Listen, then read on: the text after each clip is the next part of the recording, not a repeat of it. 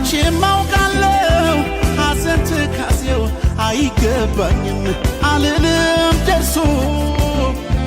የእጁን ያገኛል ሰው የዘራውን ያጭዳል መልሶ